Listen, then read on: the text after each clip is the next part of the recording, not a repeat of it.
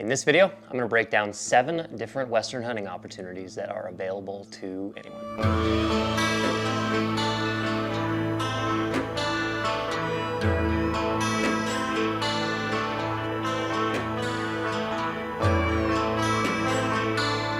First off, Arizona archery deer. I love this hunt. I've completely turned into a snowbird as a result of this hunt. Literally the biggest deer I've ever hunted have been in Arizona. This tag is an archery tag. It's good for either a mule deer or a coos deer. Season runs from mid-December through January. And since this technically covers 2 calendar years, it is technically 2 separate tags. So if you were to harvest a deer in December, you could then continue to hunt through January and potentially harvest a second deer. I've been doing this hunt for 6 years now. I have yet to harvest a buck. So that potential reality of harvesting 2 bucks in a month-and-a-half time period has not really crossed my mind, but it is there. This tag used to be available over the counter. Now they have a limited number available to non-residents, available on a first come, first served basis. Last year they sold out in about 48 hours. This year I would imagine, because the popularity's gone up even more, that those tags will sell out in probably 24 hours. So if you're interested in this hunt, starting December 1st at midnight, jump on to Arizona's Game and Fish website and apply.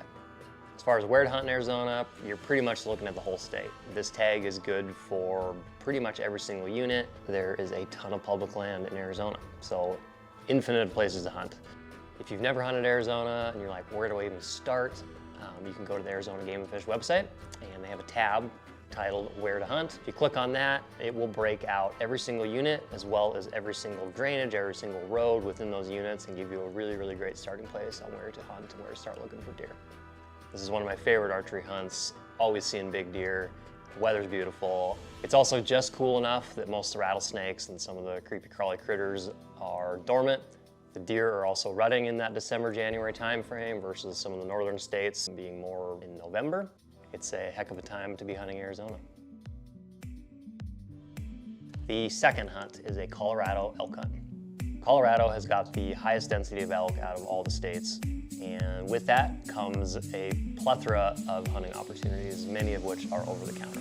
So basically there's 3 over-the-counter seasons. There's an archery season in September, and then in October and early November, there are 2 separate rifle seasons. And I went down a couple years ago and did a late October, early November rifle hunt. The tag is over the counter, so literally when I drove down, I bought the tag at a licensed dealer. Of course, with all of these over-the-counter tags, there's always a potential of a really big bull, but the reality is you're probably looking for any legal bull.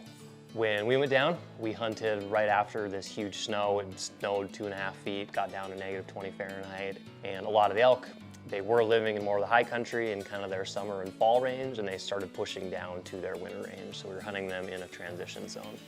Because this is an over-the-counter tag and there's really no limits to the amount of people that can go, we saw a lot of different hunters. The big learning lesson on this hunt is when there is a ton of hunting pressure, is let the pressure work for you. What we did is we tried to sneak through some of these timbered zones, some of the burn country, and trying to find elk that were unpressured or elk that had not spooked. And what ended up happening is we basically spooked the elk to other hunters, and the other hunters got opportunities and harvested tags because silly guys from Montana were walking through the timber and bumping elk. So the takeaway, once you found the elk, I would get up on a glassing spot, get up on a high spot where either you can shoot from or you can see a lot of country, and let the hunting pressure push the elk to you. The third Western hunt is a Montana archery antelope tag. So to get this tag, you do have to apply for it. You have to apply by June 1st, and traditionally there's always been leftover tags, so you basically have a 100% chance of drawing the tag. It's becoming more popular these days though, so I think your draw odds might be going down a little bit, but they're still in the high 90s. Bow hunting antelope has got to be the most fun hunt I've ever done, especially when you're hunting them in the rut. They rut in September. They get very territorial. They'll come running in thinking that maybe you're a competing buck trying to steal one's does, and it almost feels like self-defense at times, the amount of antelope that have just come running in thinking that either I was an antelope or my buddy was an antelope. That's a great thing about archery hunting antelope is that if you blow a stock, who cares? You just go back to the truck, drive around until you find another one in a good spot, and you go for another stock. I've had many days antelope hunting where I've gotten multiple stalks a day, sometimes even 10 stalks in a day. You learn so much about stalking, you learn so much about bow hunting, you learn what you can and can't get away with when you're actually pursuing live animals. The other great thing is that you don't necessarily have to get up at the butt crack of dawn or hunt them at very first light and last light. You can kind of hunt them all day. So super fun hunt, one of my favorites. Check that one out. And the fourth Western hunt that's available to anyone is an Oregon High Cascade deer hunt. The specific hunt tag number for this is the 119A High Cascade deer. What this hunt allows you to do is you can hunt for about a week to 10 days in September with a rifle for deer. And then if you don't fill your tag, you can still hunt the general blacktail deer season that runs basically the whole month of October. I did this hunt last year, was up in the Cascades, backpacked in for 5 days, and we didn't see very many deer, but we did see one buck and made it happen on him. So really, really fun hunt. If you've never done a backpack hunt, I'd highly recommend this one. There's no G-bears to worry about. There's great trail systems. And if you do have to harvest a deer, you generally can pack a deer out in one load versus like harvesting an elk. I mean, you're dealing with potentially 300 pounds of meat in multiple trips, and it's logistically just a lot more challenging. You do have to apply for this tag. Again, 100% draw odds. The last many years has been leftover tags. So as a non-resident, you're basically guaranteed to draw this tag first year applying. So draw deadline for that is usually around May 15th every year. And the fifth Western hunt is a Montana deer hunt. I'd probably come out in November to hunt deer in Montana. Montana's got extremely long, lengthy seasons, and you can hunt deer through the rut. Most states, they typically end hunting or make hunting extremely restricted starting mid-November, if not earlier. But in Montana, you can hunt them right through the rut. You can hunt them when they're going crazy for does and they do things that they probably shouldn't. Montana's kind of split into two. There's like eastern half of the state is more open prairie country, and western half of the state is much more mountainous. Each area has got general deer hunting areas. There are a few special draw areas within those, but for the most part, you can probably hunt at least half the state of Montana on your general tag. As far as what to expect, yeah, there are a lot of people hunting, but there's also a lot of deer. I've harvested probably 10 to 15 different bucks, both mule deer and whitetail. Mule deer, realistically, that 140 range, like if you spend 10 days hunting, I think you might turn up a 140 buck. Whitetail wise, I've killed a few one is just around that 160 mark. So like anywhere, you gotta put the time in. The draw deadline for Montana deer is April 1st. And if you're putting in for deer, I'd probably recommend putting in for a combo tag, which gets you an elk license as well, which brings me to hunt number 6, which is a Montana general elk tag.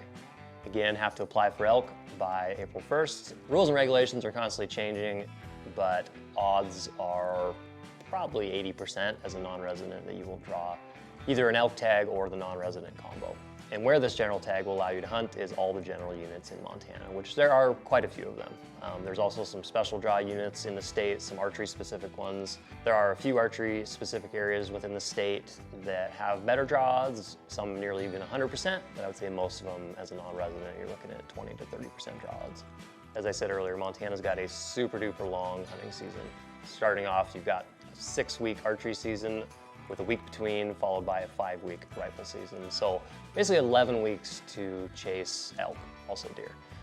And with the general tag, you can hunt that entire time period. I love bow hunting elk. Bow hunting elk is definitely my jam. I love chasing bugles, trying to cut bulls off in the thick timbers or move them between their bedding and feeding areas. So if I were looking to do an elk hunt, I would definitely consider Montana. And the 7th and final Western hunt that is available to anyone is shed hunting. So all the deer, elk, moose, even caribou if you're up north, anything with antlers, will shed them usually in mid to late spring. Going out, looking for those, trying to collect antlers is one of my favorite hobbies. I absolutely love it. It's so much fun to just basically try to find the needle in the haystack and try to find byproducts of these animals that just shockingly fall off their head every year and they grow a new set. Through shed hunting, you get to learn about animals, you get to learn where they live, you get to learn kind of the secrets of the woods. It's a great exercise, it's a great social event. Yeah, it's something I probably spend 30 days every spring doing and looking for. Shed hunting has become so popular now that a lot of states are now implementing rules and regulations and restrictions, mainly on when you can start looking for antlers. I think Nevada is May 1st, Utah is May 1st, half of Wyoming is May 1st, and then they're restricting non-residents to not be able to start shed hunting until 7 days after residence. Idaho's potentially looking at a shed hunting restriction. Colorado's May 1st as well. Montana's got a number of wildlife management areas that don't open until May 15th. Either way, shed hunting is super duper fun. It's so much fun to just be out in the woods looking for antlers, even if you don't find anything, which is most of the time. It's great exercise. It's just awesome to get outside and be outside. So that is a quick breakdown of 7 different Western hunting opportunities. I've done a film series on each one of these called Anyone's Hunt. It's presented by OnX. And if you want to take a deep dive into each one of those series, I've linked them below.